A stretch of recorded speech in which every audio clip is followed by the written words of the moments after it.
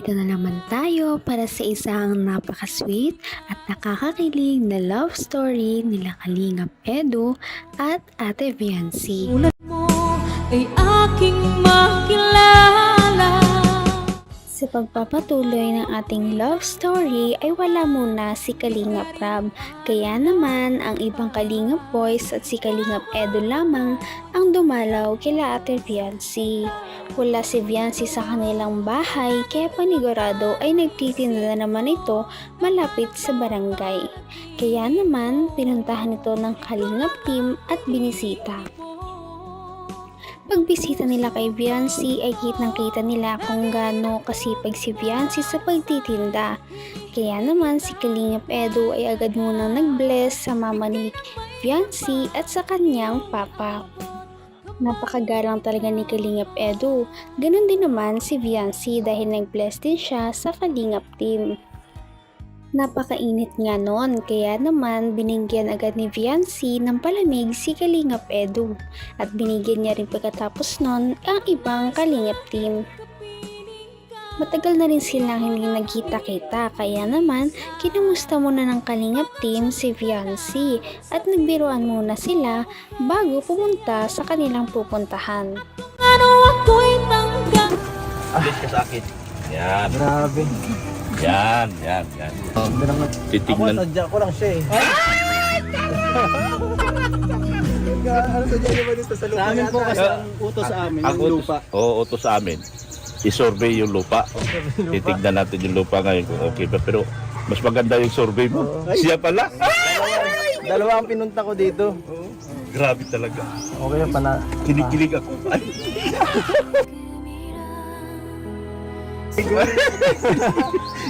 Dati yung bata, nakinig na. No. Antay ka lang sa tamang panahon. May tubig ba tayo dito? Magkano palamig? Yan. Hindi na. Hindi, malulugi yan. Hindi nga eh.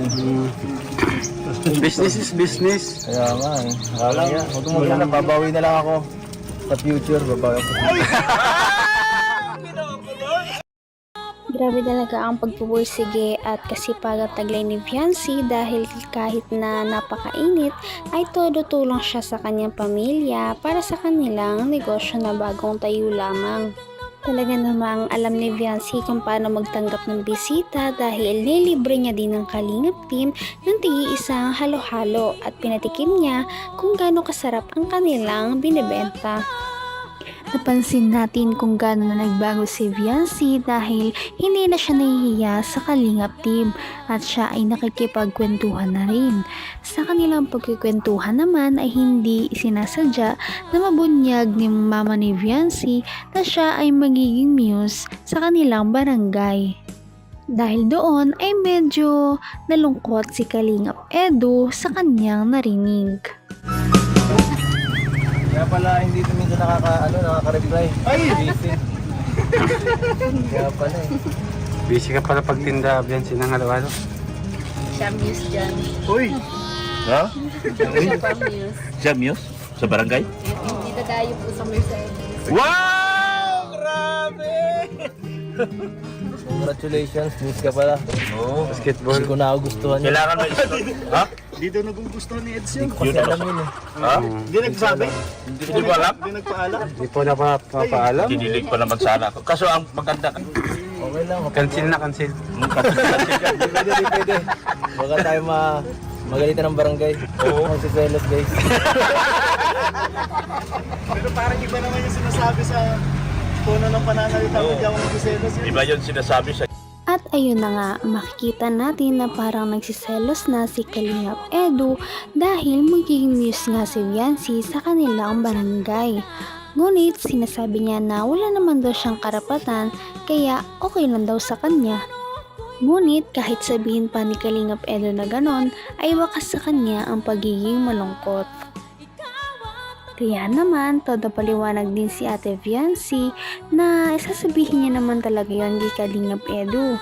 Kaya nga lang ay naunahan siya ng kanyang mama. bigla nalungkot si Edu nung nalaman na ginawang muse. Okay lang. Wala tayong karapatan tumanggi. Pag sinabi, okay na.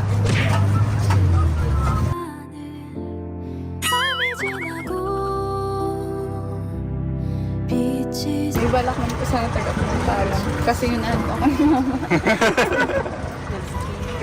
Kuya Edo, anong masasabi mo doon sa paalam ni Ate Biancy? Approve naman sa akin yun. Approve naman sa akin. Wala naman yun sa akin. Wala talaga.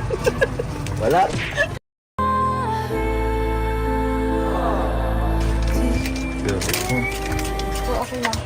Pagkatapos noon ay umalis sila sa tindahan at pumunta na sa kanilang pupuntahan. Ngayong araw ay pupunta sila sa lupa na pwedeng pagtayuan ng bahay nila fiancé. Ito ay titignan nila kung okay ba kay fiancé o maghahanap pa sila ng iba. Hindi pa naman daw ito final, kaya naman titignan lang muna nila. Sa kanilang paglalakad nga ay hindi maiwasan ni Kalingap Edu na mag-alala kay fiancé dahil napakainit at wala siyang payong. Kaya naman, binigay niya ang kanyang jacket kay fiancé. Talaga namang napaka-gentleman ni Kalingap. Makikita mo talaga na concern lang siya kay fiancé. At hindi niya ito pinapabayaan.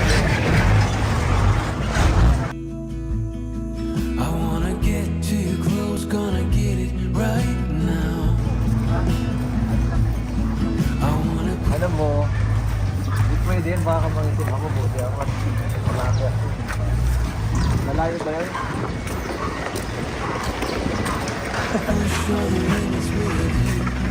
Itong pa. Itong pa?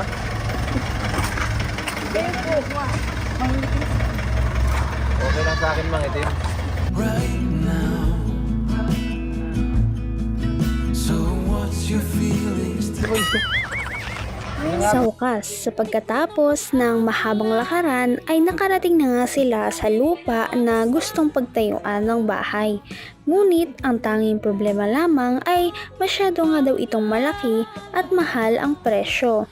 Bukod doon ay wala pa daw tao na dumadaan doon dahil gusto sana ni fiancé na ang bahay nila ay malapit sa maraming tao para naman makapagnegosyo talaga sila at magdagdag sa kanilang hanap buhay.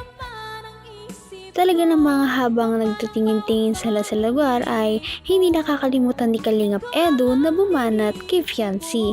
Kaya naman, kitang-kita ang kanyang pamumula at mga kilig. Maganda ko lang dito nakita sa lupang ito ay ito eh. There's a lot of colors. Alam mo, napakalayo nito ah. Papayag siya. Parang okay lang sa akin kahit ano eh, basta gusto niya. Parang kasi kahit mas mahirapan ako paghatid. Hindi ano. kasi Kuya Eds. Hindi ka. Pero matingin pa tayo, hindi pa naman final no. Basta Sabi choice lang to, choice Biancy, lang. pag hindi niya daw nagustuhan, sa inyo na lang daw. Yun nga yun sa akin eh. Pag di mo din gusto, pwede ka makitira muna sa bahay. Joke lang. Pero sa bagay, ano naman, sa kanya naman ng mga choice. Oo. Choice mo yan, ikaw pa rin siyempre ang final. Mag-isip kung anong gusto mo. Mahanap na tayo. Miss ko to eh. Lumayo kasi. Pag nag-college kayo nang iniisip ko rin. Sa ano malayo to po sa yung college dito sa lugar na to. Talaga namang hindi boto si Kalingap Edu na doon itirik ang bahay nila fiancé dahil bukod sa malayo ito sa kanila ay wala pang masyadong tao. Gusto niya sana na ngayong magka-college na si fiancé ay medyo malapit ito sa kanyang school. Napaka-gentleman at mabait talaga si Kalingap Edu dahil inaalala niya kung ano ang personal na gusto ni fiancé. Maya-maya ay naalala na naman ni Kalingap Edu ang lungkot dahil nga magiging news na si fiancé. Kaya naman si fiancé ay todo explain na naman kay Kalingap Edu upang pagaanin ang nararamdaman nito. Sinabi niya na kinagalang na naman si Kalingap Edu kaya gusto niya din talagang sabihin ito. Ngunit naunahan lang siya ng kanyang mama sa pagsasabi sa hindi inaasahang pagkakataon. Lagi kang naman ang isip ko, naman ang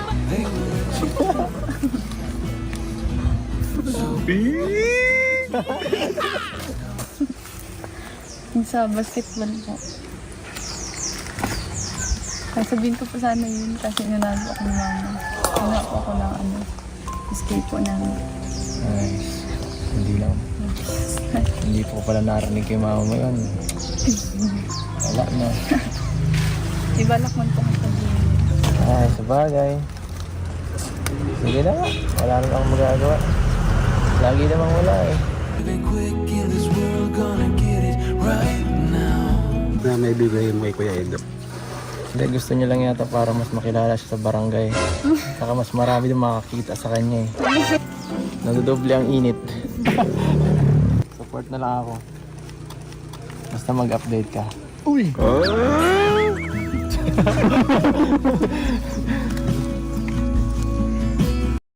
Bago sila umalis, inapag-usapan pa nila baka may mga umaaligid sa kanya na basketball player.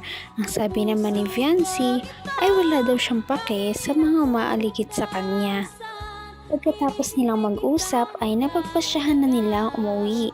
Sabi nila ay maghahanap na lamang daw sila ng mga susunod na lupa na kanilang pagpipilian.